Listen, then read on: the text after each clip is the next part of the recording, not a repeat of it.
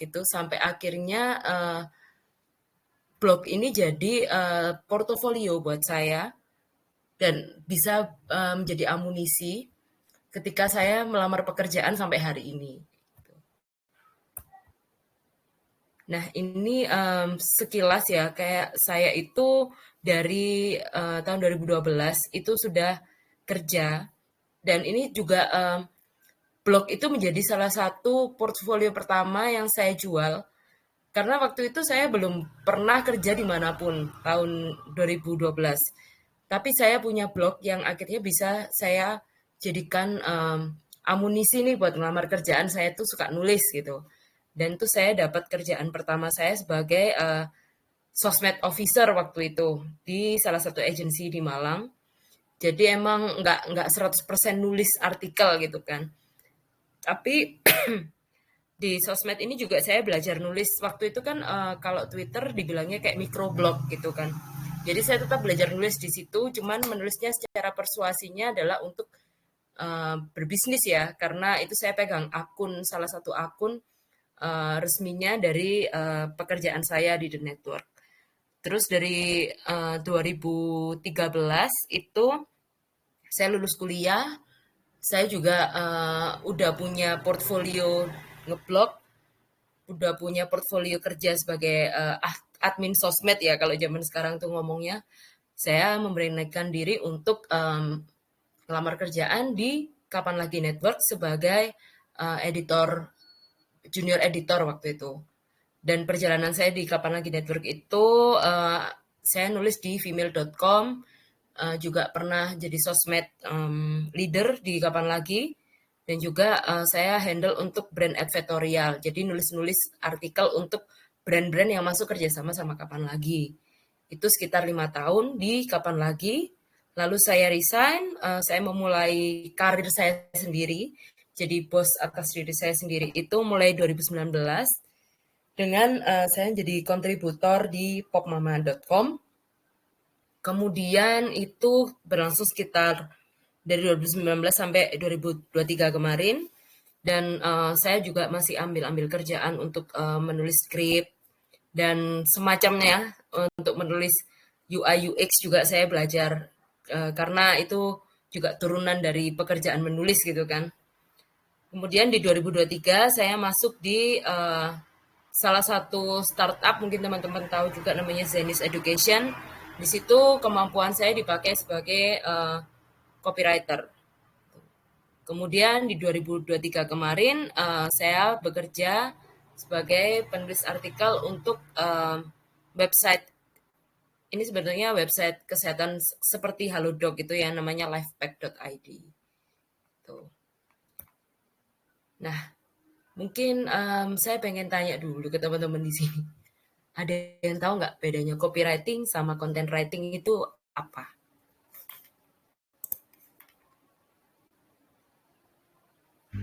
Ada yang mau jawab?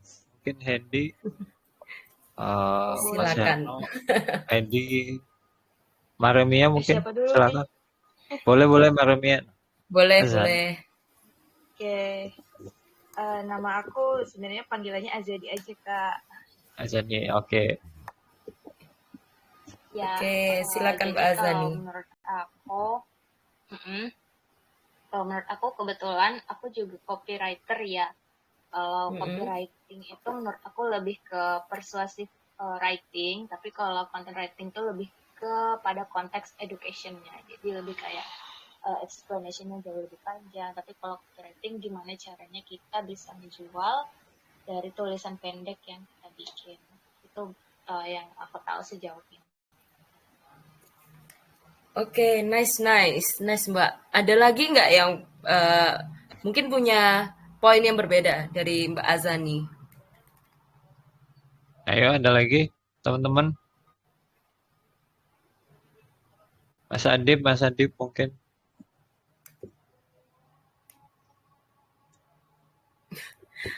Oke. Cuman Mbak Azani aja nih kayaknya ya. Kalau aku apa ya? Kalau copywriting sih biasanya lebih spesifik di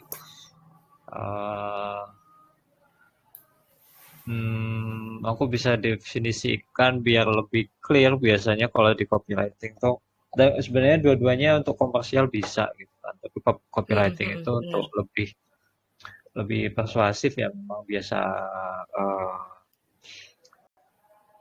apa namanya eh, stylenya lebih persuasif. Sementara kalau di content writing ini kalau saya pribadi content writing lebih ke sifatnya dia jadi referensi ya. Mhm, Jadi referensi mhm dia mhm. punya value lebih, tapi dia jarang untuk jualan gitu.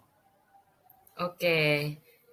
Sebetulnya dua-duanya itu benar antara Mbak Azani sama Mas Bagus.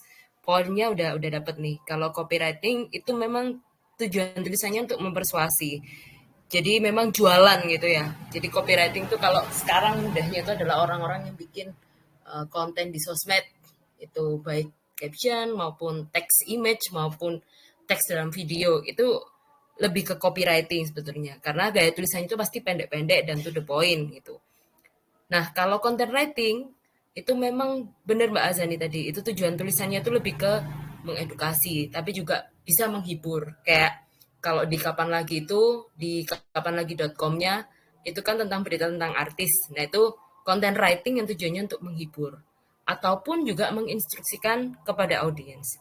Jadi memang untuk content writing itu lebih informatif dan seperti yang kita tahu, kita baca artikel itu gaya tulisannya pasti panjang, runtut, terus logikanya itu pasti runtut itu tadi ya dan detail gitu. Maka itu tulisan untuk content writing lebih cocok untuk artikel, blog, email, newsletter. Kemudian kalau konten media sosial pun masih menggunakan prinsip content writing, tapi mungkin untuk yang sifatnya itu lebih panjang dan detail gitu ya. Nah, itu sekilas kalau copywriting sama content writing. Terus yang sering jadi pertanyaan ke saya itu, kalau nulis di konten di media komersil itu targetnya tuh apa sih gitu. Kadang kan kalau banyak orang yang mikir kerjanya kan cuma nulis, kerjanya kan gampang gitu. Nah kalau untuk anak-anak yang kerja di media itu kita punya namanya juga sama ya, kayak semua pekerjaan yang ada di dunia ini kita tuh punya KPI gitu kan. Kalau aku untuk nulis konten di media komersil itu lebih ke target kuota tulisan per periode. Jadi misalnya untuk satu hari kamu bisa nulis 10 artikel. Dulu ketika saya di Kapan Lagi, saya harus satu hari itu nulis 10 artikel. Kalau untuk anak-anak yang showbiz itu, yang berita artis, mereka harus 15 artikel per hari gitu. Itu contoh untuk salah satu target yang kuota ya. Kalau target page view juga ada lagi. Misalnya nih, kamu harus dapat page view satu orang 1 juta page view dalam 1 bulan misalnya kayak gitu. Nah, ada juga yang targetnya itu per kata. Ini mungkin lebih ke anak-anak yang tugas kerjanya itu lebih ke SEO gitu ya. Mereka selain di target kuota biasanya akan ditarget per kata. Minimal 1.000 kata tulisannya dengan keyword yang harus masuk misalnya kayak gitu. Tapi kalau zaman sekarang juga ada yang targetnya engagement. Jadi yang dihitung itu bukan sekedar 3 yang di atas, tapi akan dilihat berapa nih like, share, kayak gitunya, komennya.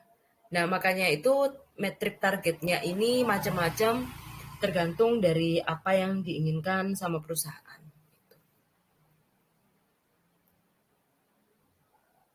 Nah, itu tadi sekilas ya kalau kita ngomongin nulis di media komersil itu maksudnya nulis yang bukan udah ranahnya bukan cuman hobi gitu kan udah jadi pekerjaan mungkin gambarnya kayak gitu.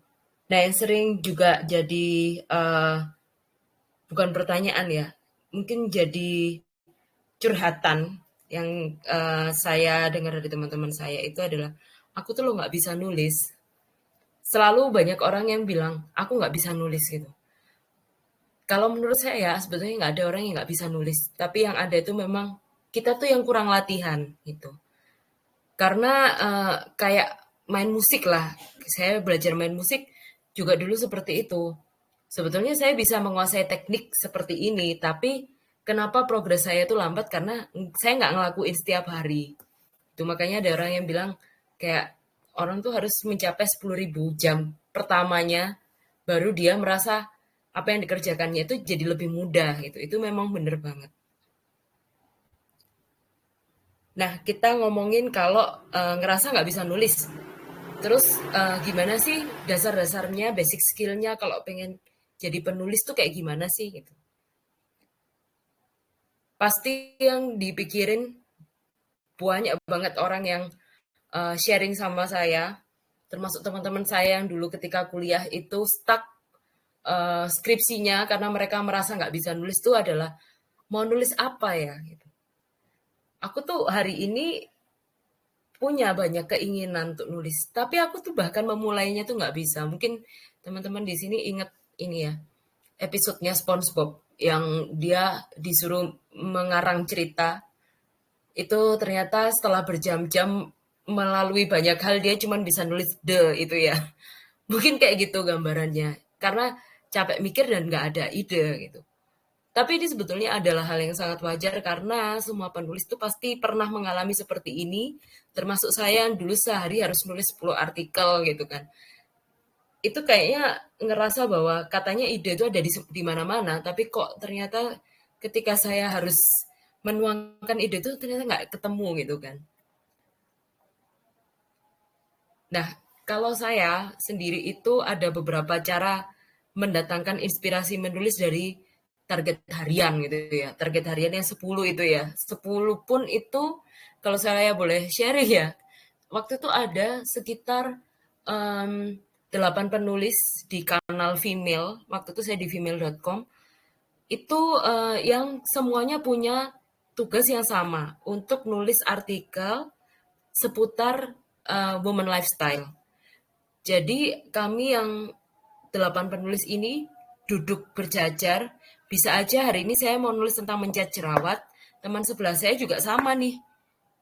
Harus nulis, dia juga pengen tentang mencat jerawat. Dan itu kan sebuah hal yang sulit ya. Kalau di media kan kita nggak mungkin dalam sehari ada 8 artikel yang kembar gitu. Makanya kita harus mendiferensiasikan antara tulisan satu orang dengan yang lain.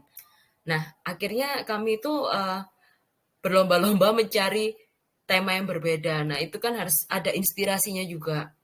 Yang pertama, saya cari, itu pasti riset.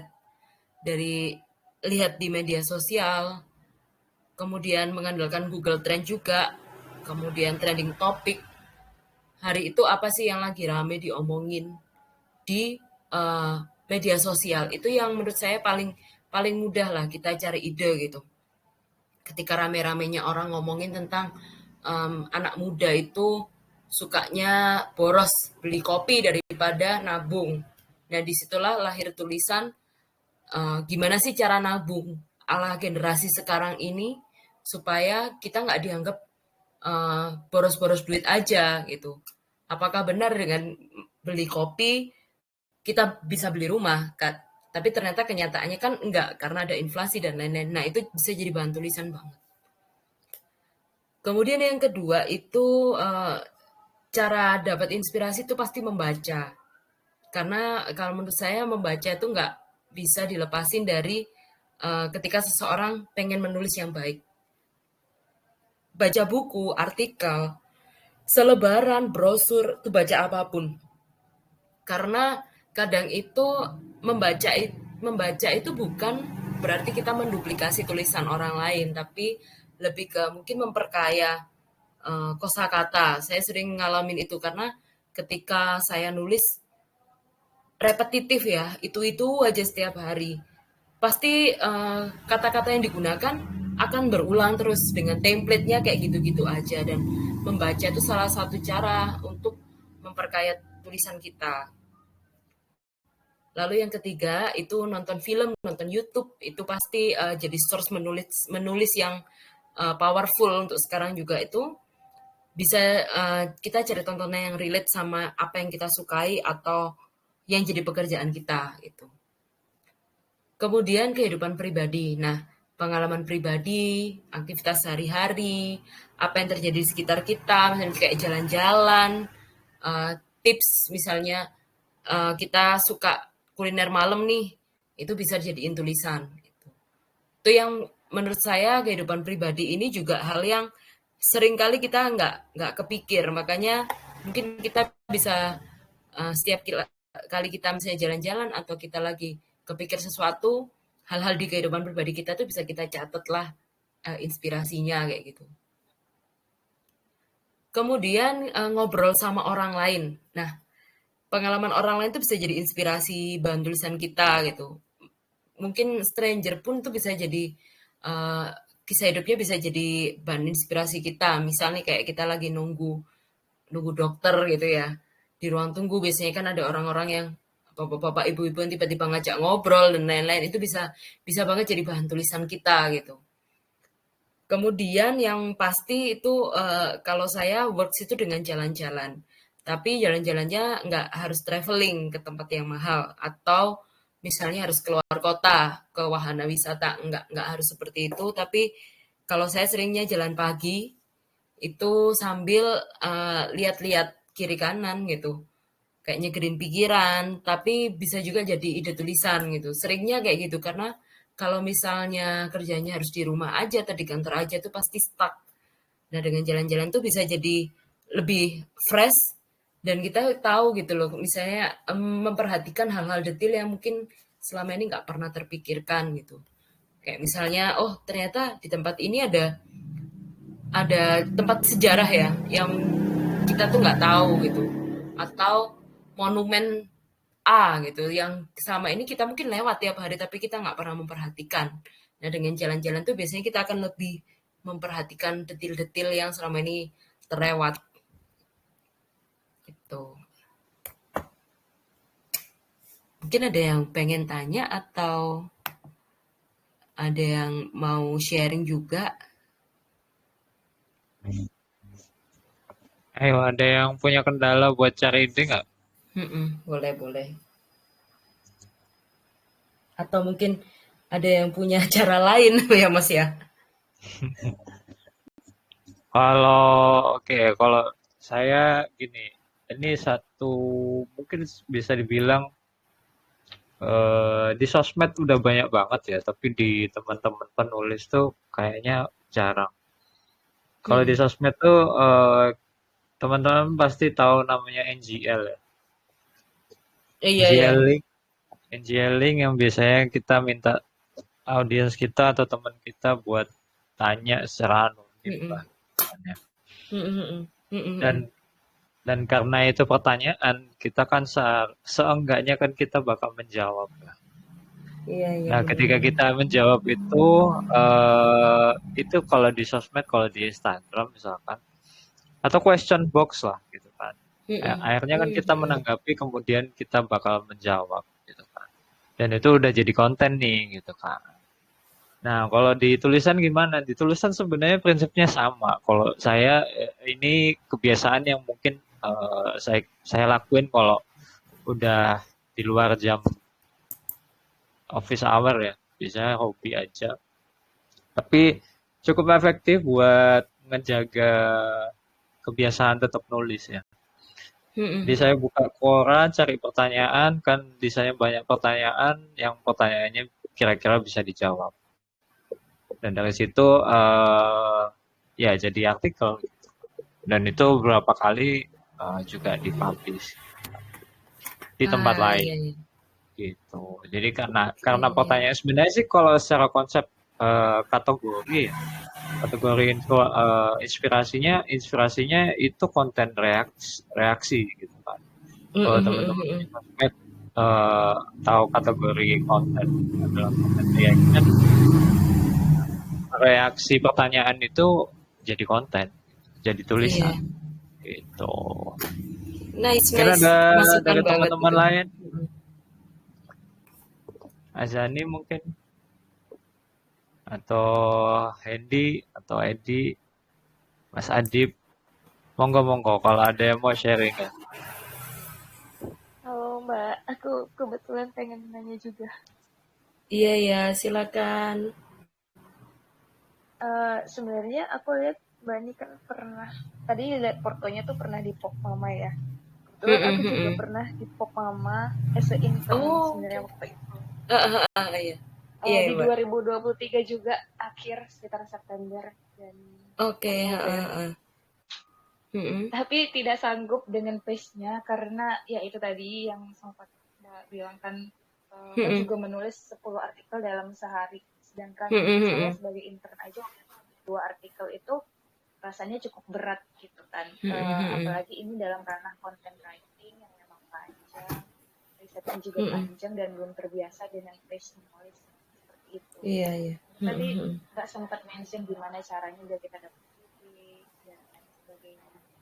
Tapi eh, pengen tahu jawaban sejujurnya gitu. Apakah 10 artikel dalam sehari itu apa ya berat atau tidak gitu? Karena dan gimana cara Mbak memanage 10 artikel itu dengan konten yang setiap hari itu sebenarnya mungkin bisa dibilang kurang lebih temanya itu in general sama ya gitu tentang lifestyle Mm-mm. kehidupan. Tapi kan kita harus mencari sesuatu yang spesifik dan berbeda dengan Iya, konten iya. sebelumnya atau konten kompetitor. Nah itu aja sih Mbak. Oke. Iya, emang kalau 10 artikel tuh kayak hayal ya, kan karena dulu itu waktu saya di kantor lama. Kalau di Pop Mama itu saya sehari maksimal 3 gitu kan. Banyak orang yang nggak tahan, Mbak. Kalau untuk nulis 10 artikel, bahkan 15 artikel, bahkan ada orang yang waktu itu anak baru masuk 3 hari udah dia bukan resign, tapi ngilang gitu. Karena dia kayak terlalu kaget gitu, masuk jam. Kita kan dulu masuknya jam 8 ya, jam 8 sampai jam 4. Dia itu bahkan datang jam 7 pagi, sampai jam 10 itu belum selesai tulisannya. Nah, hal-hal seperti itu tuh memang sudah sangat banyak terjadi waktu di kantor lama. Tapi menurut kami itu memang akhirnya ke latihan ya. Kami itu juga semua masih ngalami. Untuk saya awalnya datanya jam 7, pulang jam 6, jam 7 ya, hampir 12 jam. Tapi akhirnya kami bisa ngakalin dengan nabung konten. Nabung konten itu misal nih 10 hari ini 10 ya. Besok ketika mau pulang itu saya udah cari materi gitu. Dan itu udah kecicil nih istilahnya. Paling enggak itu dengan nyari tema dulu hari sebelumnya. Ketika hari H datang pagi itu kita udah tahu nih target kerja kita nulis kayak gimana. Termasuk untuk artikel-artikel mungkin yang kayak wah ini panjang nih, ini harus didahului nih, ini pendek, ini bisa nanti-nanti. Nah itu mungkin lebih ke time management juga sih Mbak. Kalau ditanya berat apa enggak, berat. Apalagi untuk waktu di zaman dulu 2014 itu ya, saya di kapan lagi itu ada tuntutan untuk nulis artikel paging. Jadi itu kami harus masukin foto sama tulisan gitu. Jadi nggak cuma foto aja gitu. Mungkin yang di Pop Mama sekarang tipikal pagingnya juga ada, tapi jadi satu halaman kan, satu one page aja. Kalau dulu tuh yang kayak diklik halaman berikutnya. Nah, itu juga itu memberatkan, jujur sangat memberatkan buat kami para penulis gitu kan, karena effortnya harus 2 kali gitu. Nah, kalau dulu itu memang saya ngetriknya kayak gitu. Jadi setelah selesai nulis dengan time management yang sudah saya atur ya, maksudnya artikel pendek-pendek yang mana nih, yang mungkin mana yang bisa didahulukan, mana yang bisa nanti kayak gitu. Itu saya bisa akhirnya tetap bisa bertahan sampai 5 tahun dan bahkan di hari ini teman-teman saya pun ada yang bertahan sampai 10 tahun masih kerja dengan pola yang seperti itu kayak gitu Mbak. Tapi yakinlah itu tidak bisa hanya dalam semalam karena itu juga butuh latihan gitu. Itu sih kalau dari aku ya kalau sharingnya. Apakah sudah terjawab semua atau tadi ada yang belum terjawab ya? Oke, enggak kok Mbak pengen apa sharing-sharing juga kan, namanya juga sharing-sharing gitu. Pasti oke-oke aja, tapi ya emang mungkin benar sih Mbak. Saya juga belum terbiasa ya untuk menulis konten dalam range waktu yang cepat dan banyak seperti itu. Jadi ya pada saat itu memang belum terbiasa menulis banyak artikel, lalu tiba-tiba dapat intern di Pop Mama dan harus menulis banyak itu ya lumayan shock juga gitu. Iya, kaget pasti ya. Iya, iya. Iya benar Mbak. Iya. Belum tahu Emang kok pace-nya caranya seperti apa bener. kan. Iya. Emang itu akhirnya ke time management sendiri sih, Mbak. Apalagi kalau kita kerja di rumah ya. Itu pasti beda sama kerja di kantor juga rasanya untuk kerja gitu ya, untuk environment juga berpengaruh gitu. Iya, kebetulan waktu itu saya juga WFH kan, jadi ya emang sedikit. Ya, begitu. Iya, iya. Semangat, semangat. Semoga Oke itu deh, bisa iya. jadi latihan itu ya. Iya, iya, alhamdulillah sih ya banyak pengalaman yang akhirnya didapat pada saat 2 bulan itu. Meskipun saya salah satu tim yang menyerah juga nih Mbak gitu. Deh, saya resign aja. Bener-bener Iya. shock dan nggak terbiasa dengan pace itu. Akhirnya setelah Mm-mm. mencoba, akhirnya lebih nyaman ada di copywriting timbang di content writing. Oh, Ya timbang ini so content far kayak writing ya. gitu sih. Iya, Iya, iya, benar. iya, bener. Iya, iya Mbak. Oke. Thank you sharingnya juga pertanyaannya ya. Oke, Mbak. Oke, Mas Bagus, kita lanjutkan. Ya, lanjut. Oke, ini aku lanjutkan ya. Kalau pertanyaannya kadang ide temanya udah nemu nih, terus ngapain gitu? Ngapain lagi nih? Kalau secara singkat sih mungkin ya kita harus tentukan fokus. Satu tulisan, satu sudut pandang. Kadang yang mungkin ini bahkan saya pun sering ngalamin ya. Kadang banyak hal yang pengen saya tulis. Tapi dalam satu tulisan tuh kita nggak bisa punya terlalu banyak sudut pandang karena konsentrasi juga akan terpecah, tulisan terlalu panjang, apalagi kalau misalnya konteksnya adalah tulisan yang dibaca secara online itu ada attention span-nya itu pasti akan lebih pendek orang-orang untuk ngebaca artikel secara di HP kayak gitu. Jadi kita harus tentukan aja satu tulisan, satu sudut pandang. Lalu kita cari urgensinya, apa nih yang paling unik, apa nih yang paling penting, apa sih yang paling menarik, apa sih yang membuat orang-orang itu membutuhkan artikel kita. Pastinya kita akan berusaha menjawab pertanyaan masyarakat dengan solusi. Solusinya itu ya ada yang ada di tulisan kita. Kemudian setelah kita tahu nih apa hal yang paling unik, paling penting dan menarik, mulai kita susun. Susunnya secara sederhana pasti 5W1H. What, who, when, where, why, and how. Itu secara umum ya, ketika 5W1H ini kejawab, maka artikel kita udah bisa dibilang 80% sempurna lah gitu. Kemudian kalau ini yang terakhir, ini adalah hal yang menurut saya sampai hari ini itu adalah yang paling sulit adalah menentukan judul. Karena kalau saya sendiri, saya tidak menganut tim clickbait gitu ya. Meskipun kata orang, ya harus clickbait dong biar tulisan kamu dibaca. Oke, memang ada unsur-unsur seperti itu dikit banget, tapi kalau saya kurang suka ya dengan artikel yang terlalu judulnya bombastis. Kalau ditarik ke hari ini, masyarakat juga udah lebih pintar nih untuk punya sense. Wah, ini nih pasti ini cuman clickbait nih gitu. Malah ujung-ujungnya artikel kita nggak akan dibaca kayak gitu. Nah, kalau gampangnya memang kalau untuk nentuin judul itu kita menyesuaikan dengan keyword dasar. Kembali lagi ke poin nomor 1 dan nomor 2. Fokusnya apa, urgensinya apa, nah itu bisa kita tarik jadi judulnya apa. Lalu gimana sih cara sederhana nentuin keyword dasar? Nah, biasanya buat blogger-blogger, saya dulu sering bingung juga nih, ya gimana ya keyword dasarnya? Karena kan kita kalau ngeblog itu pasti kita nentuin sendiri kan arah blog kita tuh mau kemana. Nah, untuk orang-orang yang pengen ngejar supaya blognya tuh bisa jadi berbayar, dilirik sama brand, pasti butuh banyak banget orang yang nge-view nih dari tulisan kita. Nah, itu modalnya adalah punya keyword dasar. Kalau untuk di judul, di badan tulisan, mungkin juga di meta-meta datanya, di meta-meta data blog kita itu juga harus ada disematkan keyword dasar. Nah, kalau kita ngomongin tentang tulisan, ada 4 nih cara nentuin keyword dasar. Yang pertama itu keyword yang sifatnya informasional. Jadi orang-orang yang memang tertarik untuk ngeklik atau untuk paling nggak searching kata-kata itu, keyword itu, karena dia pengen dapat jawaban yang spesifik. Biasanya tandanya tuh gampang. Cari yang kata-kata judulnya itu mengandung how, why, what, dan tutorial.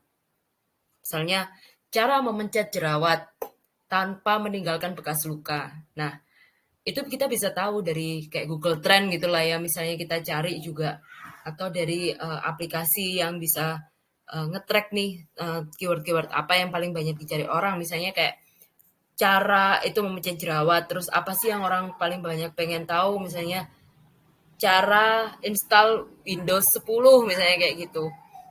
Itu orang-orang yang langsung mereka akan cari informasi itu dengan keyword-keyword yang spesifik.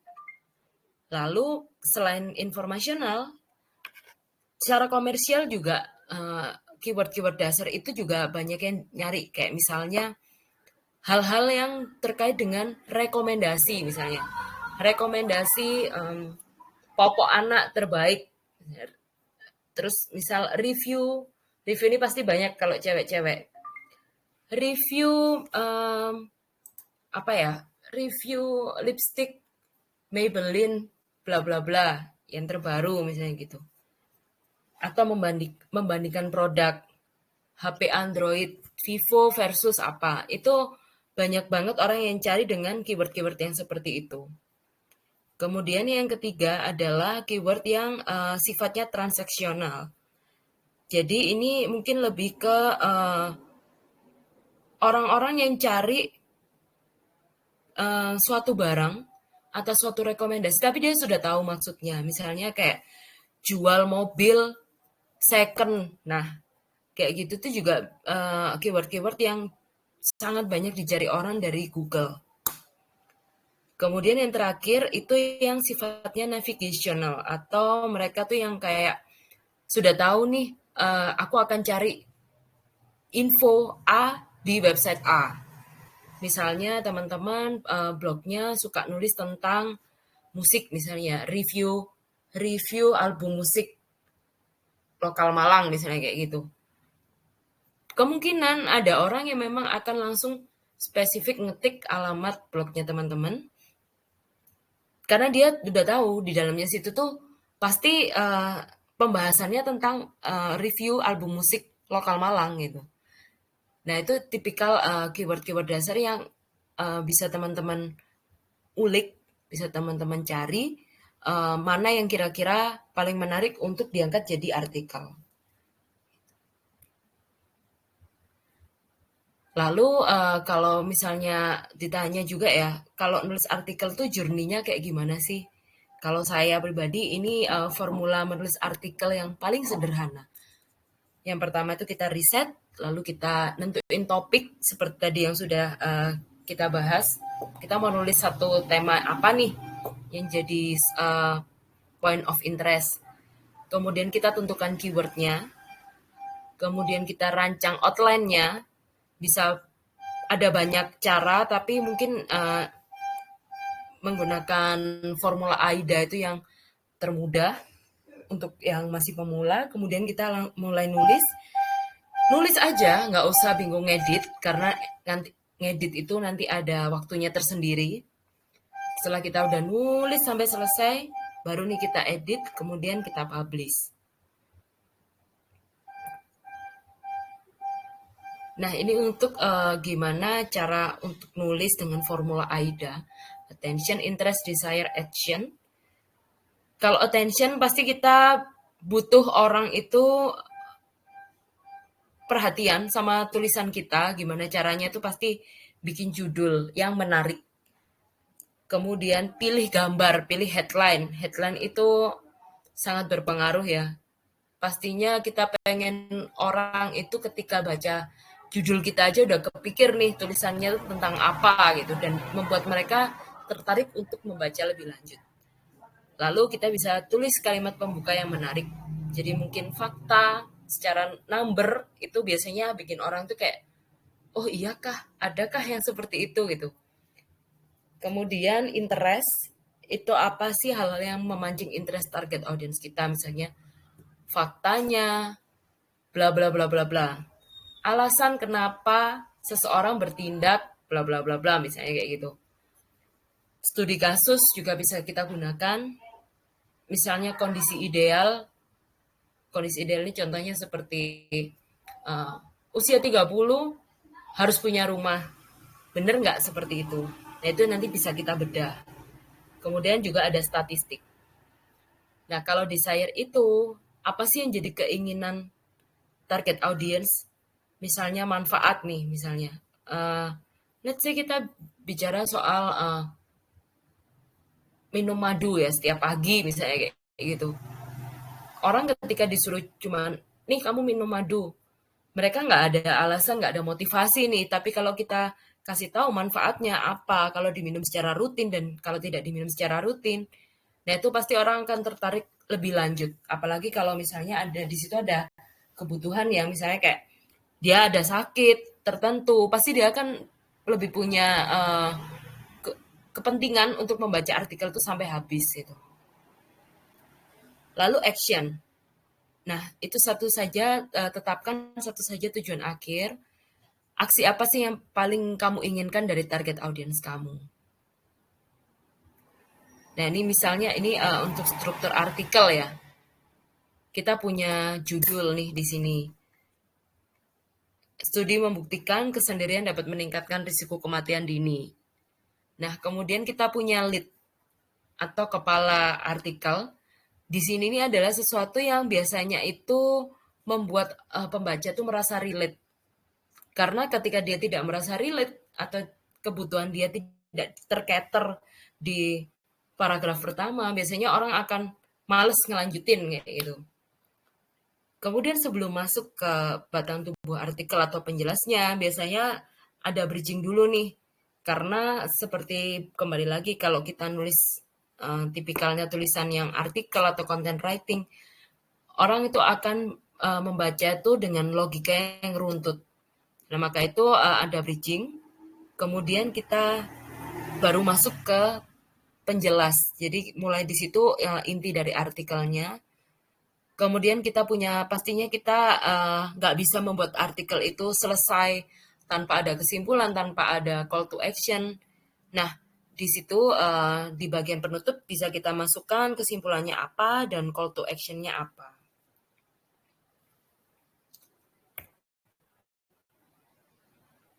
Mungkin ada yang mau ditanyain dulu atau kita bisa lanjut? Atau terlalu cepat? Yang mau nanggepin? Enggak sih, kalau terlalu cepat sih enggak ya. Yeah. Teman-teman mau ada yang mau nanggepin, ada yang mau nanya, silakan ya. Buat yang mau baru gabung juga boleh buat nimbrung. Jadi kita sharing-sharing di sini.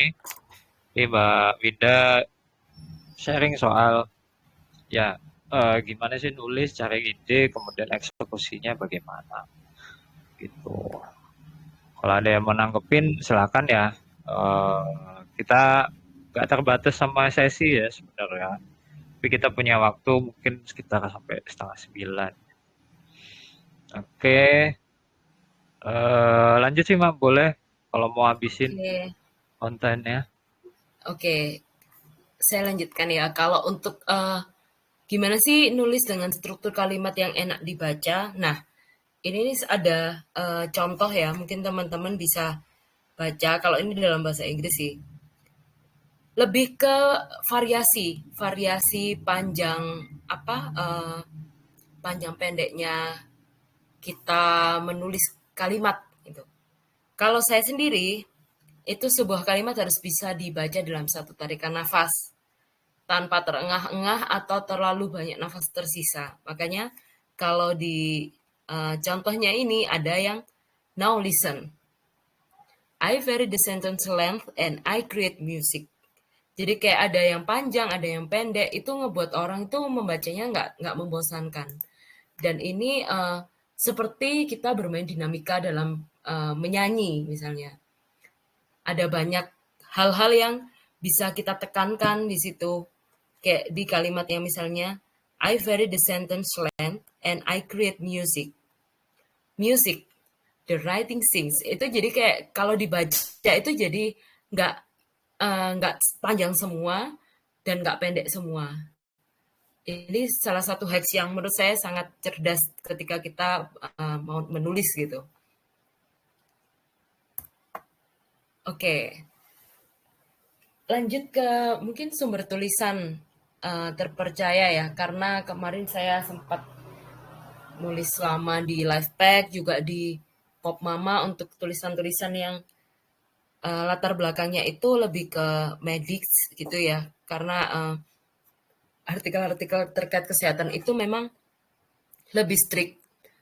Yang pertama, kalau untuk sumber tulisan, kalau untuk artikel kesehatan itu harus ada jurnal kesehatan, kredibel expert, dan ada kredibel website. Biasanya kredibel website ini dari luar negeri itu kayak Mayo Clinic, Healthline, WebMD. Kalau yang di Indonesia itu Ikatan Dokter Anak Indonesia, itu websitenya pasti kredibel. Lalu website-website rumah sakit. Dan untuk artikel yang terkait kesehatan seperti ini, ataupun artikel-artikel yang sifatnya itu teoritis dan saklek ya, itu jangan lupa menuliskan sumber atau kredit.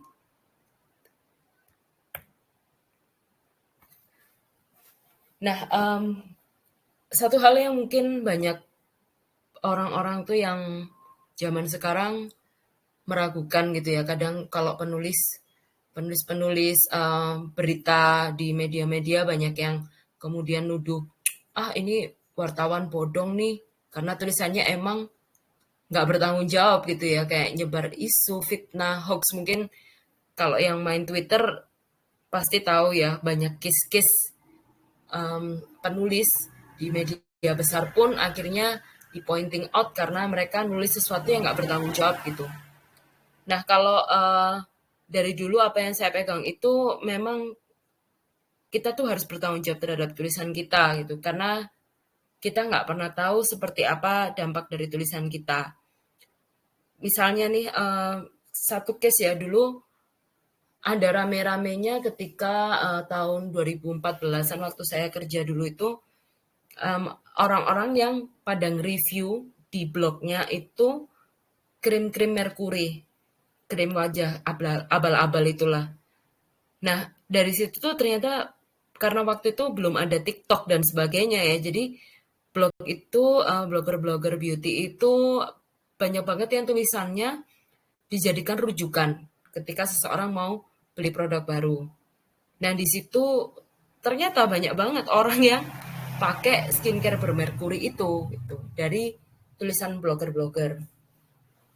Nah, ketika pada akhirnya itu kayak snowball effect ya, akhirnya makin banyak yang pakai. Waktu itu saya udah kerja di Vimeo, itu dapat banyak banget orang yang tiba-tiba kirim tulisan ke redaksi bahwa mereka itu jadi korban dari krim merkuri itu udah sangat parah. Jadi bukan cuma sekedar kulitnya breakout, berjerawat, nggak cuma sekedar itu. Bahkan ada mereka yang cerita salah satu orang tuh anaknya sampai cacat janin karena dia pengguna dari skincare abal-abal, skincare bermerkuri itu selama sekian tahun lah. Pokoknya jangka waktunya cukup panjang. Nah, dari situ tuh kayak kami juga terbuka akhirnya kalau apapun yang kita tulis di media, apapun yang mungkin uh, sengaja tanpa sengaja kita tulis tuh ada konsekuensinya nih, karena kita memang nggak tahu dampak dari tulisan kita gitu. Dan itu juga berlakunya cuman bukan perkara skincare aja, mungkin artikel kesehatan juga banyak ya. Mungkin kalau teman-teman tahu juga di kayak di WhatsApp grup bapak-bapak ada nih orang yang nulis penelitian palsu, misalnya makan ini tidak boleh dengan ini, atau disarankan makan ini, makan suatu buah dengan suatu makanan yang lain supaya penyakit kronis bisa sembuh. Nah, itu kan kita nggak tahu ya, apakah itu benar-benar kredibel dan apakah orang-orang yang nulis itu mau bertanggung jawab nih kalau terjadi sesuatu nih dari apa yang dia tulis gitu. Oleh karena itu, terutama kalau untuk informasi kesehatan itu sudah diatur dari Perpom nomor 3 tahun 2022, dan di zaman sekarang pun itu semakin ketat gitu, karena kayak tulisan-tulisan di media pun itu nggak boleh memuat kayak overclaim, superlatif claim, misalnya Ini yang terakhir saya tahu itu tidak boleh menuliskan kata memutihkan, misalnya body lotion nih ya, tidak boleh memutihkan klaimnya, atau menyembuhkan, itu nggak boleh. Bolehnya kayak cuman membantu meredakan, membantu meningkatkan vitalitas misalnya kayak gitu. Tapi nggak boleh benar-benar diklaim bahwa itu bisa menyembuhkan gitu. Itu kalau dari sisi gimana kita harus bertanggung jawab terhadap tulisan sih. Nah, lanjut, kalau kita ngomongin tentang content writing, kayak tadi mungkin yang ditanyain sama Mbak Azani ya tadi ya. Kalau jadi content writer itu 10 artikel per hari itu kuat nggak sih Mbak? Jujur aja, wah itu kalau ngomongin kejujuran ya emang di awal nggak kuat sih Mbak. Tapi pastinya seiring dengan waktu kita akan menguasai beberapa skill gitu. Dari satu pekerjaan sebagai penulis ya, content writer khususnya. Jadi skill setnya untuk jadi seorang content writer itu apa aja? Itu yang pertama, kita harus punya fundamental skill. Fundamental skill ini apa sih? Yang pertama itu kayak critical thinking dan logic. Itu pasti kita harus punya kemampuan berpikir kritis. Kemudian matematik. Loh, nulis kok harus ada matematiknya, Mbak? Sesimpel kalau kita harus baca chart nih.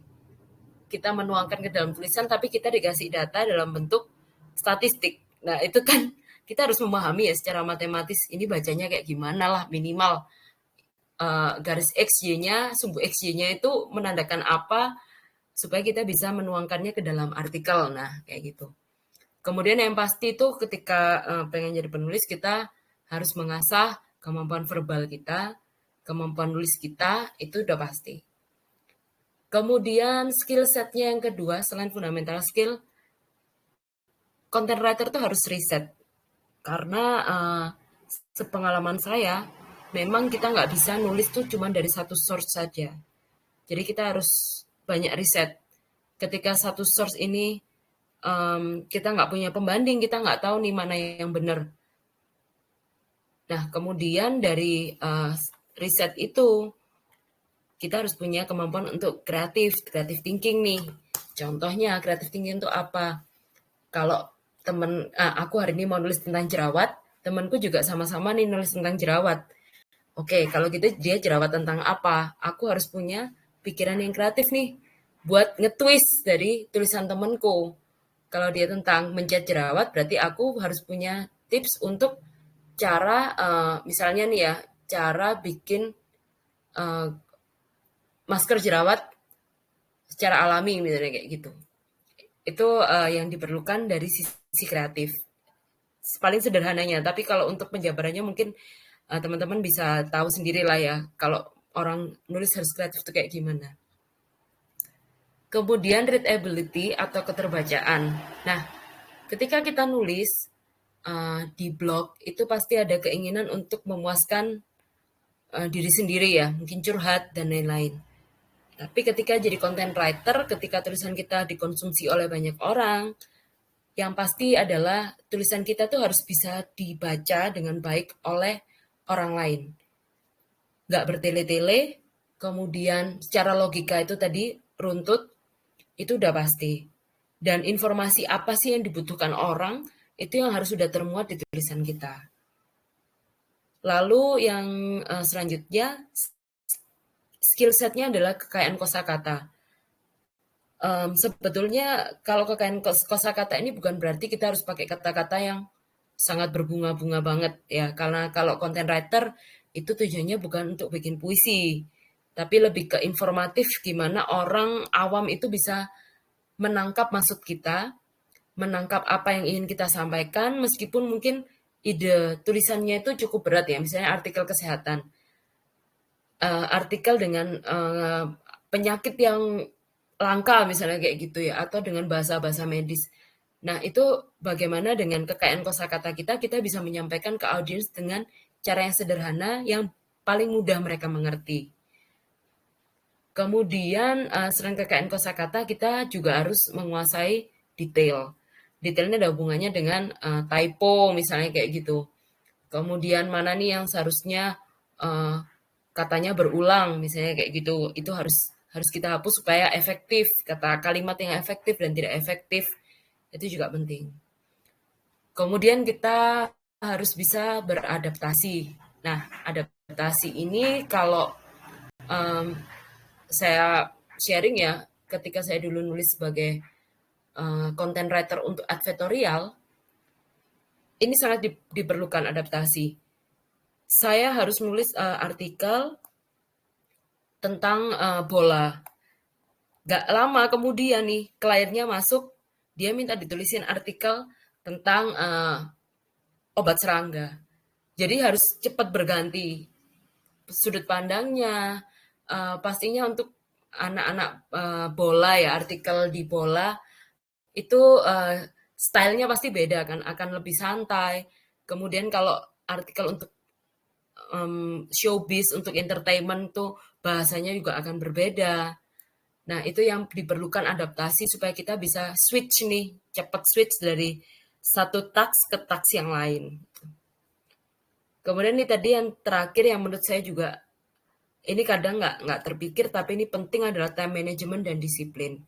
Karena pekerjaan-pekerjaan jadi content writer, termasuk juga untuk teman-teman yang pengen disiplin menulis di blog itu adalah mengatur waktu dan mendisiplinkan diri sendiri. Itu penting banget. Nah ini kalau yang ini saya boleh berbagi untuk tools, simple tools-nya aja sih untuk content writer. Kira-kira beberapa website ini bisa dipergunakan.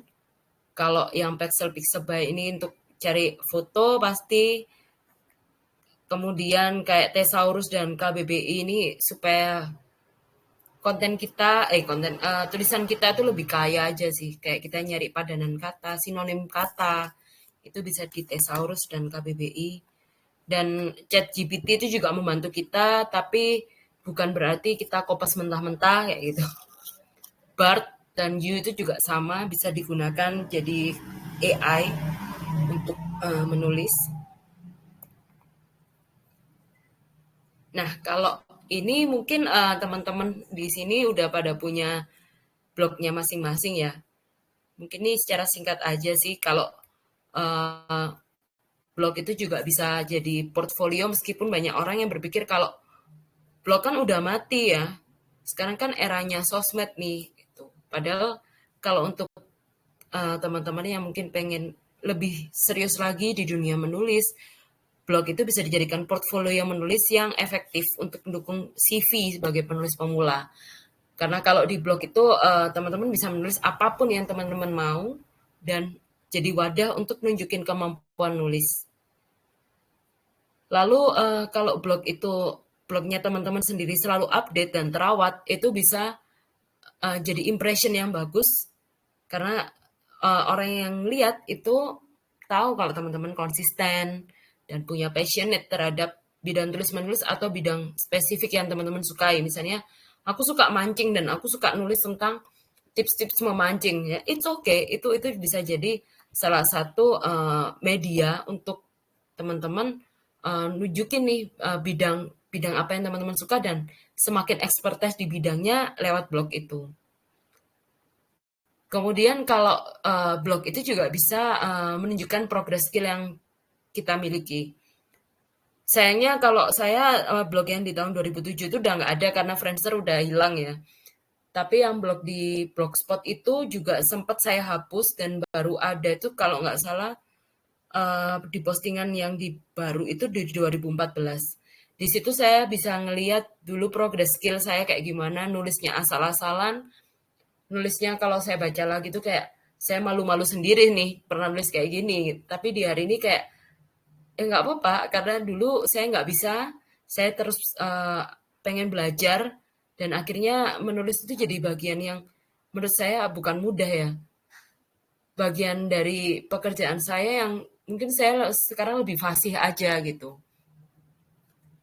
Kemudian blog itu juga masih bisa kok untuk sarana teman-teman latihan mengelola konten kayak milih gambar yang bagus, terus teman-teman bisa pamer nih tulisan yang pernah dipublish gitu. Misalnya aku nih pernah nulis di Kompas nih, dan ini pernah dipublish sama Kompas gitu. Itu tunjukin aja di blog teman-teman, karena blog teman-teman adalah portfolio teman-teman sendiri. Dan jangan khawatir, selama masih ada Google dan mesin pencari, blog dan website itu nggak akan pernah mati kok. Gitu. Kalau untuk cara bikin blog ini mungkin teman-teman di sini udah pada pakai Medium, jadi ini bisa dilewatin. Ya gitu. Itu sih dari aku. Mungkin ada teman-teman di sini yang pengen sharing-sharing juga, tanya atau terserah, silakan. Oke, terima kasih Mbak Winda. Paparannya banyak banget ya, lengkap. Sama-sama. Lengkap. Yang paling bisa kita diskusi itu yang ini nih, yang masih relevan nggak sih ngeblok kan gitu kan? Tuh, ada yang punya komentar nggak sih? Kita masih perlu ngeblok nggak sih? Iya, ada yang mau bikin tanggapan kah? Atau teman-teman baca di mana sih sekarang gitu kan?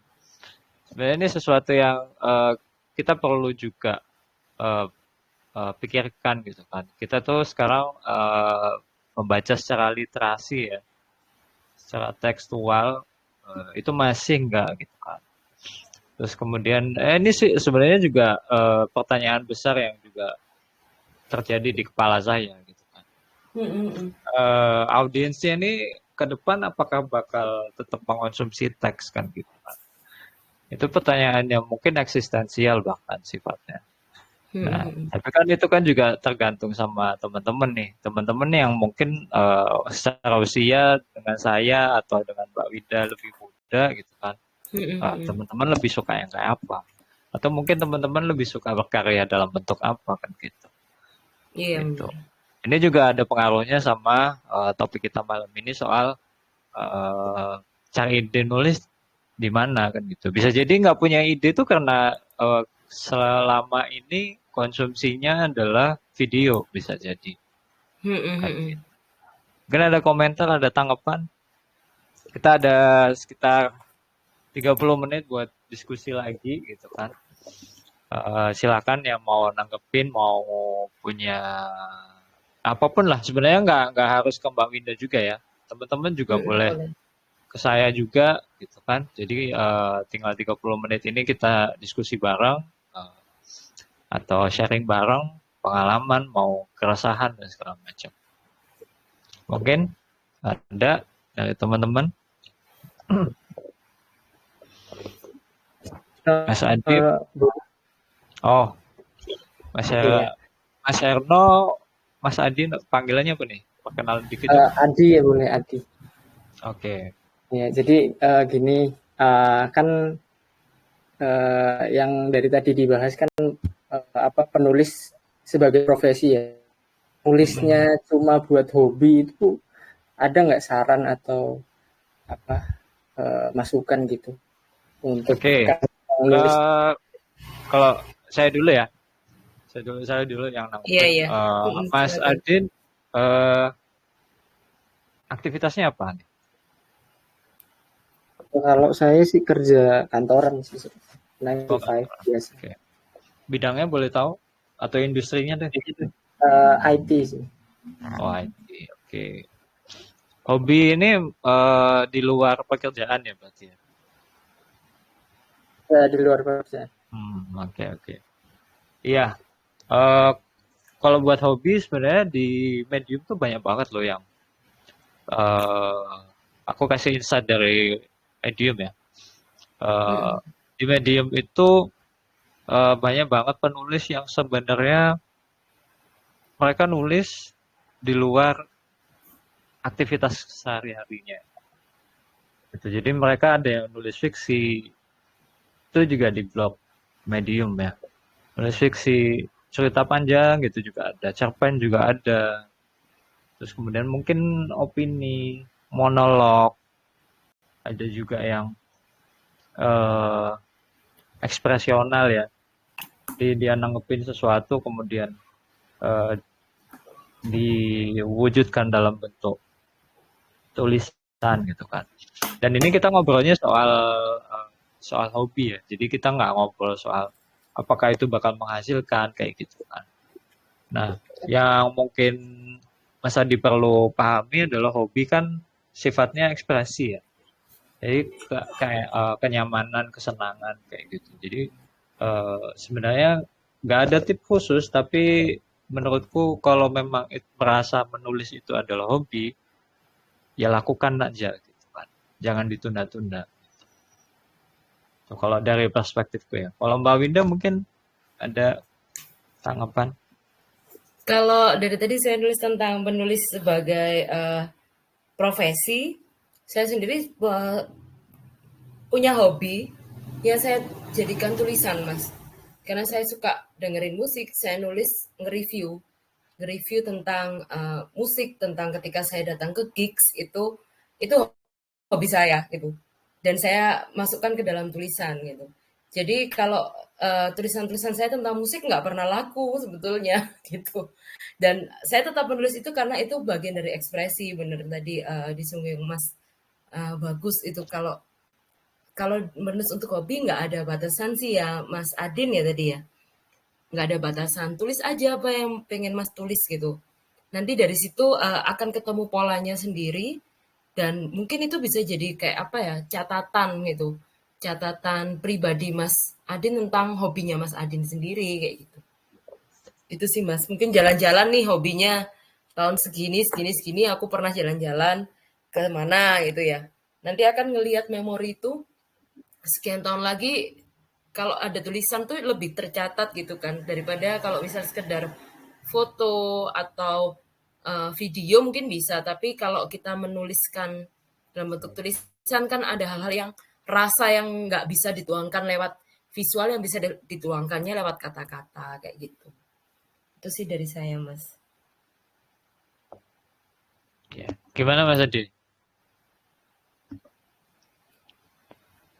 Ya, sampai saat ini sih saya nulis ya kalau ada waktu luang atau saya tulis juga ya dimasukkan ke notes terus hilang gitu. Biasanya cuman ya terkubur di dalam gitu. Maksudnya kan kalau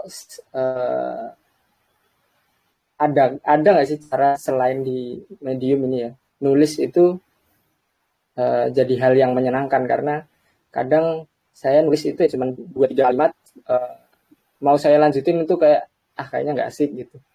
Oh, ini Pak, ini aku sharing sedikit ya hal yang cukup personal di perjalananku ngeblog ya. Dulu zaman kuliah sebelum saya jadi jurnalis di Good News from Indonesia, itu saya mulai apa ya, bukan mendisiplinkan ya, tapi mulai mengekspresikan diri dengan tulisan tuh ketika sebenarnya mencari identitas diri. Di waktu itu zaman kuliah, tapi kuliahnya agak bermasalah karena di skripsi nggak benar-benar tuntas gitu kan. Sampai akhirnya berlarut-larut, tapi akhirnya lulus gitu. Itu pun juga lulusnya juga kira-kira salah satunya berkat ngeblog gitu. Dan bloggingnya waktu itu sangat eksklusif ya, bukan eksklusif sebenarnya lebih ke secluded ya. Secluded itu maksudnya tertutup dari siapapun. Tertutup dari siapapun. Jadi nggak terpublikasikan sama sekali, tapi tetap dilempar ke platform. Waktu itu saya pakai WordPress, yang WordPress-nya WordPress pribadi yang gratis ya, yang gratis. Sebenarnya secara bentuk sebenarnya mirip dengan Medium, cuman kan Medium kalau kita nulis sama Medium akan dilempar ke social networknya Medium kan. Kalau di Blogspot dan di WordPress itu kan dia cuma berdiri sendiri, ketika tidak dibagikan ya nggak ada yang baca gitu. Nah menurutku itu bisa jadi jawaban nih kalau misalkan terlalu menahan diri ya, biasanya kayak gini kok dipublikasiin gitu. Biasanya banyak tuh rasa-rasa sabotase diri ya. Saya juga dulu ngerasain sabotase diri buat buat berekspresi itu pun bahkan menyabotase diri gitu. Nah, ini cerita-cerita yang jarang mungkin saya ceritain, tapi buat teman-teman ini saya kasih perspektif kalau eh, menulis sebagai hobi itu tadi ekspresi, dan ekspresi itu kita memang bersaing dengan diri sendiri ya, salah satunya adalah sabotase diri gitu kan. Nah, memang awalnya kayak kayak berat banget ya, walaupun cuman mungkin ekspresi marah misalkan, oh tadi kayak gini gini gini, kita mau nulis eh, 3 kalimat, 4 kalimat, satu paragraf itu susah gitu kan. Tapi memang harus start dari hal kecil ya. Jadi mungkin awalnya memang dari note gitu kan. Tapi saranku sih jangan di notes ya. Kalaupun mau bikin microblogging yang eh, tidak dibagikan sama sekali, saranku sih memang di blog yang eh, tidak terbuka atau nggak apa ya istilahnya, nggak bisa diakses dari luar gitu. Sebenarnya sih platformnya banyak banget ya. Aku tadi bilang Blogspot, WordPress. Sebenarnya ada lagi yang menurutku dia berfungsi sebagai notes, tapi juga bisa dibagikan sebagai eh, apa writing platform gitu. Biasanya kayak Notion. Nah itu kan notes juga ya. Sebenarnya dia berfungsi sebagai notes, tapi juga bisa dibagikan sebagai halaman website. Di Notion bisa, ada mungkin anak-anak zaman sekarang pakai Google Notes misalkan, ada OneNotes kayak gitu. Terus kalau mungkin saya kemarin nulis di Medium, saya pakai UpNote gitu. Itu itu kalau saya ya. Jadi sayang banget sih kalau hobi bahkan kita juga menahan diri gitu. Tapi saranku sih itu ya, kalaupun memang sulit atau tertekan dengan sabotase diri sendiri, memang coba mulai dari yang kecil dulu lah. Kecil-kecilnya ditulis ditulis 1-2 kalimat. Biasanya saya ekspresi biasanya cuman semacam puisi ya. Kalau teman-teman tuh biasanya yang kayak gitu nggak mau panjang banget, biasanya cuman puisi. Kemudian dari puisi biasanya berkembang jadi monolog gitu kan. Nah itu publish aja dulu gitu. Dari ditulis kemudian dilempar ke platform. Itu kalau dari saya. Mas Andin mungkin ada tanggapan.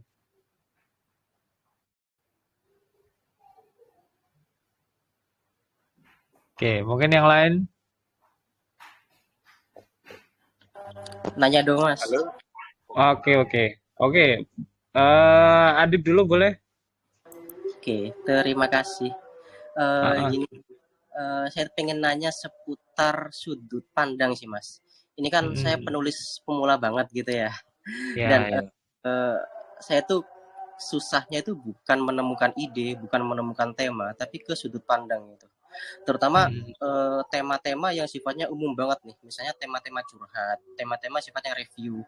Itu kan umum banget ya, yang mungkin lebih pas untuk dinikmati diri sendiri gitu ya mas. Nah kalau mm, konteksnya adalah tulisan yang akan dikirim ke media, misalnya Mojo gitu ya, itu gimana sih mm. mas cara membuat tulisan yang sifatnya curhat, yang sifatnya review itu bisa masuk ke media, terutama Mojo kayak gitu.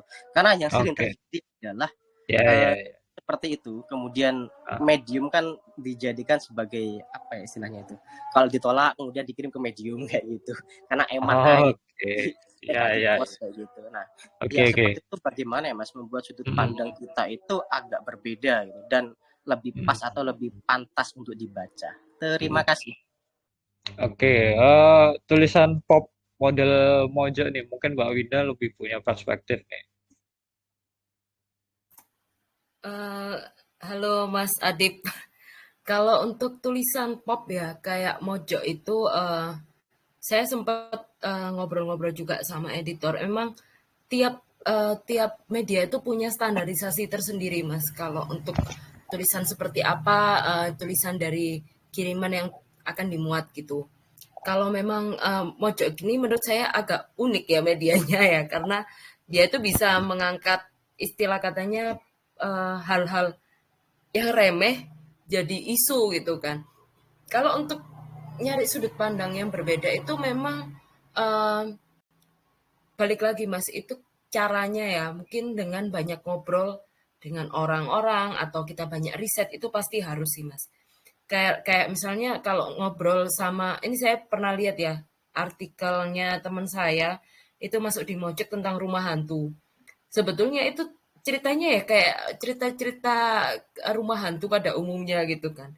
Cuman jadi berbeda, jadi lucu tuh dia bisa jadi unik tuh karena dia bisa nge-twist itu jadi agak lucu gitu loh pembawaannya. Nah, itu mungkin dari nggak cuman sudut pandangnya ya, tapi cara menulisnya juga. Kalau untuk sederhananya sih bisa bisa mungkin Mas Adib setelah nulis minta beberapa temennya Mas Adib untuk ngebaca nih tulisannya Mas Adib gitu kan. Menurut kamu gimana nih tulisanku untuk apa dari sudut pandangku nih apa udah oke gitu atau ada masukan. Nah, itu bisa sangat membantu sih untuk memperkaya sudut pandang gitu Mas Adib. Kalau dari aku kayak gitu ya. Oke, menarik tuh sudut pandang. Kalau dari aku gini, aku juga sering baca Mojok ya, dan walaupun aku nggak pernah masukin, pernah berencana masukin, tapi kok nggak terlalu pede karena eh, apa ya, Mojok itu aku bisa kategorikan sebagai tulisan-tulisan absurd ya. Dan Iya betul, unik. kepala aku nggak se-error itulah itu ya. Ya, yang aku suka dari tulisan-tulisan Mojok adalah mereka bisa eh, berimajinasi ya, berimajinasi tapi mereka pakai emosi. Jadi satu karakter yang aku lihat dari Mojok adalah penulis-penulisnya tuh biasanya pakai emosi karakternya sendiri. Jadi ada orang yang pakai sudut pandangnya nulisnya itu pakai nada marah-marah. Ya, di Mojok tuh ada yang marah-marah, dikit-dikit marah-marah. Ada sandal di mana dikomentarin dia marah, kemudian jadi satu tulisan gitu kan. Ada yang marah soal motor misalkan, ada yang soal Indomie gitu kan. Itu sudut pandang marah-marah. Ada juga yang pakai sudut pandang melankolis gitu. Dia sedih gara-gara apa mungkin eh, mungkin bantalnya gitu kan sobek gitu. Dia melankolis, dia cerita. Eh, dan kebanyakan tekniknya mereka seperti itu ya. Tekniknya adalah eksplorasi emosi biasanya. Eh, Ya tadi ada marah, ada melankolis gitu kan. Mungkin juga ada yang kritis gitu kan. Di Mojok juga ada yang kritis kan, yang yang sebenarnya nggak absurd-absurd banget, tapi mereka bisa memainkan intelektualitasnya dengan kekritisannya gitu. Nah itu menurutku mungkin Mas Adi bisa eksplorasi di sebenarnya itu saya bisa bilang itu bagian dari mengenali diri ya. Jadi tiap orang kan punya tendensi ya, punya kecenderungan emosi tertentu gitu kan. Ada yang orangnya memang bawaannya sukanya emosi mulu gitu kan, semuanya dimarahin gitu kan. Ya akhirnya jadi tulisan yang karakternya seperti itu. Dan kita juga lihat itu di konten kan. Misalkan konten-konten sekarang di TikTok, Reels dan segala macem, ya mereka juga pakai teknik-teknik eksplorasi emosi yang sama gitu kan. Ada kita kadang nonton juga, ya mereka marah-marah di kontennya gitu kan, dan banyak yang nonton gitu kan, banyak yang suka juga gitu kan. Dan itu banyak orang juga mungkin yang bertanya-tanya kenapa sih kita suka konten orang marah-marah gitu kan. Nah itu, tapi sejujurnya itu bagian dari jujur pada diri sendiri ya. Jadi kita punya tendensinya kayak apa sih, kita merespon sesuatu di sekitar kita tuh bagaimana gitu. Katakanlah sekarang ya mungkin Mas Adi entah sekarang posisinya ada di mana, melihat apa, ngelihat HP, ngelihat laptop mungkin, terus memerhatikan sesuatu ada yang nggak beres gitu kan. Mungkin ada semut lah. Coba aja marah-marah sama atau berkomentar dengan semutnya gitu kan. Itu kan sudut pandang yang mungkin buat orang lain juga absurd gitu kan karena nggak ada di tempat itu. Tapi Mas Adip melihat itu dengan mata sendiri, dengan rasa sendiri, dan itu udah jadi sudut pandang sendiri. Itu sih kalau dari aku ya. Ada insight-nya nggak atau ada komentar gitu? Oh ya, terima kasih atas sarannya Mas. Boleh satu lagi gak? Heeh. Atau Boleh, boleh, monggo, kita monggo. cerita dulu? Boleh, boleh. Nggak apa-apa, nggak apa-apa. Sekalian, sekalian. Kalian ya, gini. Mm-mm. Saya tuh sebagai pemula ya Mas ya. Saya tuh ada Mm-mm. kekhawatiran kalau nulis itu ya tadi yang materi terakhir tentang ITE dan sebagainya gitu ya. Nah, gimana kalau kita ingin mengkritik pemerintah, bukan pemerintah pusat ya, pemerintah daerah nih, misalnya Ya, bupati ya. gitu ya. Saya pengen nulis Mm. tentang surat terbuka untuk Bupati Lamongan misalnya Mm. kayak gitu. Mm. Nah, bagaimana caranya menulis yang sifatnya satir dan tidak masuk ITE gitu. Tapi kritikan itu pas gitu atau mungkin masuk semua kritikan tapi bersifatnya satir Mm. sehingga nggak kena Mm. ITE. Terima kasih. Satu hal ya, aku juga apa ya, pekerja media dan juga gabung ke teman-teman serikat media.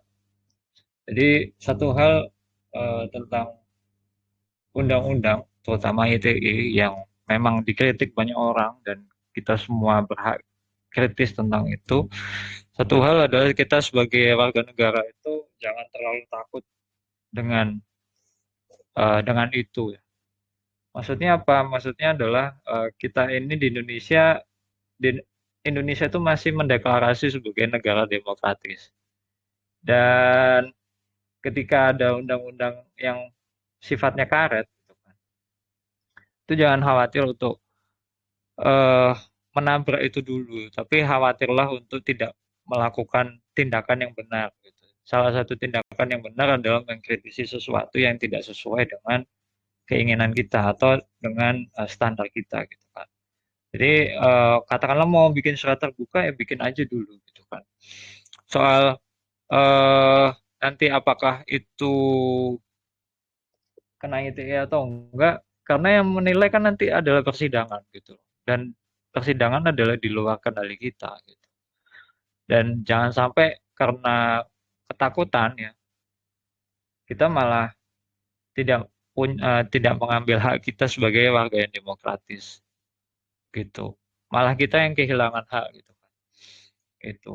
Kalaupun mau mengkritisi, kritisi aja gitu. Itu. Karena kalau kita takut kan berarti kan kita kehilangan hak. Malah kita yang memang secara tidak langsung, bahkan mungkin secara langsung juga, kita terintimidasi oleh pemerintahan yang seharusnya adalah memang eh, mereka tunduk pada rakyat kan gitu kan. Tuh, tuh perspektif soal undang-undang ya. Oke, mungkin waktunya karena tinggal dikit, Mas Bajra mungkin tadi mau nanya ya. Halo, halo. Oke, Eh, oke, yuk. Terdengar nggak ya? Jelas? Masuk, Atau masuk, masuk. oh ya. Tadi kan ada di slide mana ya tadi? Bentar saya screenshot kok. Itu Mbak Winda. ada editing tuh Iya, Mas. di proses Mm-mm. terakhir kan ya? Editing di proses terakhir. Nah, itu berarti apakah Mbak Winda dan penulis lain di sini itu menulis semuanya dulu baru editing atau gimana? Soalnya beberapa kali saya nulis di blog pun ada opini juga, nggak cuma tentang curhatan saya gitu ya. Kadang butuh berhari-hari karena kayak nulis beberapa paragraf, editing dulu kayak gitu. Ada saran kah? Apakah editing emang harusnya di belakang sekali atau dari Mbak Winda ya, apa Mbak Winda, sorry. Itu ya nulis semuanya dulu baru editing gitu. Kalau saya ini ya Mas ya, memang nulis editing tuh di akhir karena kalau saya pribadi itu nggak pengen terdistract gitu Mas. Jadi saya tulis semuanya dulu. Jadi kalau ada typo itu di belakang, saya baru edit di belakang supaya apa yang saya tuangkan itu semuanya keluar gitulah istilahnya. Nah, editing tuh memang kalau di kerja di media pun itu di bagian akhir gitu, Mas. Karena kalau dikit-dikit kita ngedit nggak sampai-sampai nih gitu ya. Kebetulan kalau saya cocoknya caranya seperti itu ya, Mas. Jadi saya tuntaskan dulu apa yang pengen saya tulis, baru ketika sudah keluar semua nih yang pengen saya tulis, saya runut dari awal, saya kembali dari awal, di situ saya mulai baca lagi pelan-pelan kayak oh ini ada typonya nih, oh ini ternyata kalimatnya nggak efektif, ini harus dihapus, ini harus diganti, ini ternyata harus masuk jadi paragraf baru kayak gitu. Kalau saya seperti itu nyamannya. Mungkin ada sudut pandang lain, silakan gitu. Kalau misalnya Mas ngerasa kalau dengan edit, aku ngedit, nulis ngedit, satu paragraf aku edit, aku merasa lebih nyaman karena yang di atas sudah sempurna nih, baru aku bisa lanjut ke step berikutnya, ya monggo. Selama itu tulisan itu akhirnya jadinya sesuai ya sama keinginan kita, keinginan editor, nah itu nggak masalah sih Mas. Gitu kalau dari saya.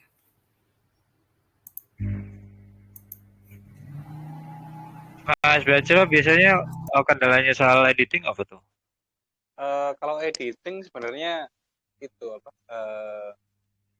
Kalau waktu editing itu saya bingung untuk masalah ini sesuai nggak ya? Soalnya kan kadang yang saya misal tulisan saya diamkan 3 hari gitu, udah beda perspektif lagi saat nulis waktu hari H gitu.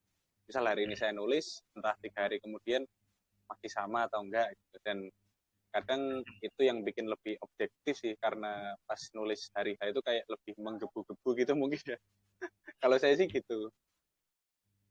Dan untuk sempat beberapa waktu lalu saya mungkin mengulas tulisan lama ya, kayak baca ulang tulisan lama, dan kok dulu nulis kayak gini ya harusnya bisa lebih baik gitu. Itu sih. Oke. Iya. Kalau saya sih tipsnya gini, pertama bener ya, Mas Baca mendiamkan tulisan tuh memang efektif buat editing. Tapi satu yang sering saya lakuin adalah saya itu selalu memisahkan antara tempat menulis naskah draft ya dengan tempat publikasinya. Kenapa kok kayak gitu? Karena dengan saya memindahkan naskahnya ke tempat yang baru, saya otomatis harus membaca. Dan ketika membaca itu biasanya terjadi editing gitu. Ya kan? Bener kan? Mas baca tadi kan juga udah setelah 3 hari baru baru kemudian baca lagi kan. Baca lagi kemudian editing. Sebenarnya itu metode yang sudah cukup bagus ya. Tapi ketika mungkin yang punya profesi sebagai penulis itu ada deadline, ada tuntutan kuota, bahkan tadi Mbak Winda bisa sehari 10 gitu. Saya sih belum pernah ya segitu ya, tapi mungkin kalau saya ekstrim dulu itu 8 gitu kan, sehari. Itu.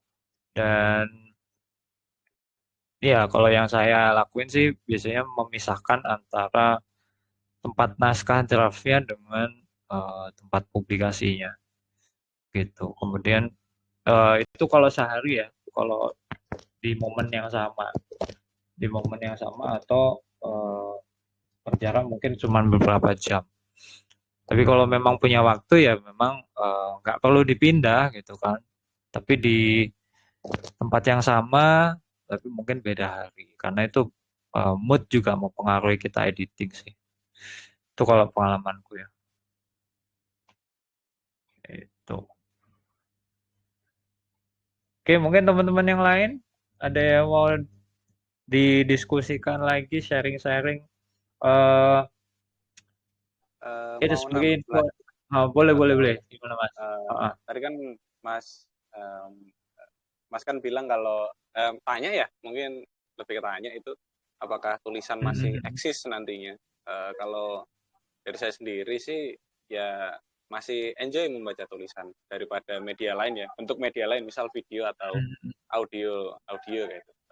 Dan media yang saya baca biasanya ya diksi, kumparan, mojok juga beberapa kali gitu. Dan mungkin Medium udah jarang ya, karena saya rasa Medium tuh lebih ke blog yang mungkin di beranda saya atau topik yang sering saya explore gitu di Medium lebih nggak tertata secara tulisan gitu. Jadi kayak baca secara struktur gitu kok tiba-tiba gini.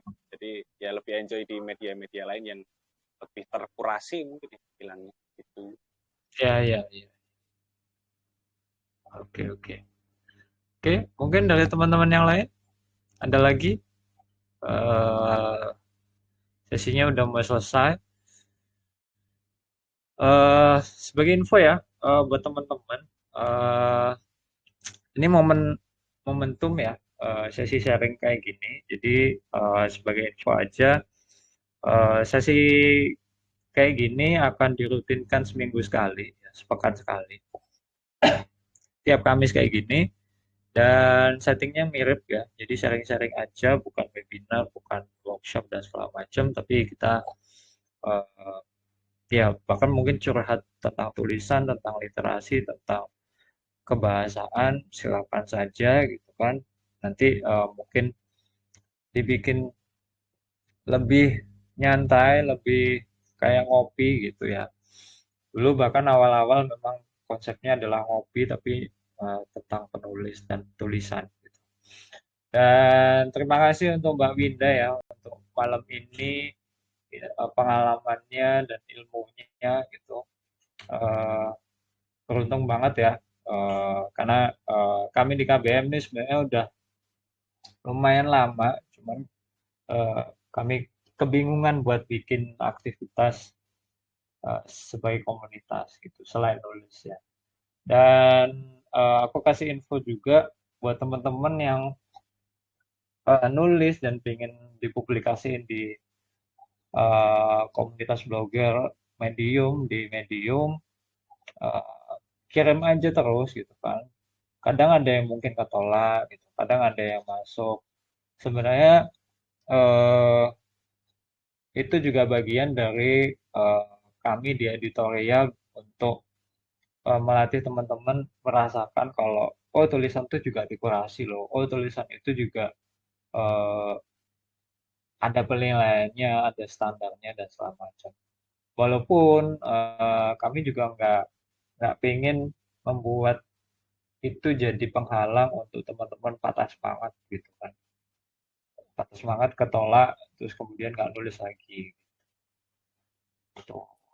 Oke, mungkin cukup untuk malam ini. Ada pesan terakhir dari Mbak Winda buat teman-teman yang mungkin kesulitan buat cari ide atau keberanian untuk menulis kayak gitu. Kalau dari saya mungkin yang terakhir ini aja sih. Saya ada satu lirik lagu dari band Mumford and Sons ini yang bagus banget menurut saya adalah Where you invest your love, you invest your life. Jadi di mana kamu menginvestasikan apa-apa yang kamu cintai, di situ kamu menginvestasikan hidupmu. Kalau suka nulis, ya bisa jadi itu adalah investasi dari kehidupan kita. Kayak kita suka nulis, kita kerja dari nulis, kita bisa mendapatkan semangat dari nulis. Nah itu kalau bisa memang kita punya sesuatu yang membuat hidup kita ini jadi ngerasa lebih bersemangat, lebih bermakna lagi dengan apa yang kita cintai. Semangat, semoga semuanya nggak patah semangat, semuanya tetap nulis gitu. Oke. Terima kasih Mbak Winda. Sama-sama, semangat semuanya. Selamat malam. Thank you, Mbak. Selamat malam. Thank you. Oke, buat teman-teman yang mau lanjut aktivitas, mau istirahat, silakan ya. Kita udah selesai malam ini dan sampai jumpa di pekan depan. Mungkin itu dari saya. Terima kasih. Selamat malam.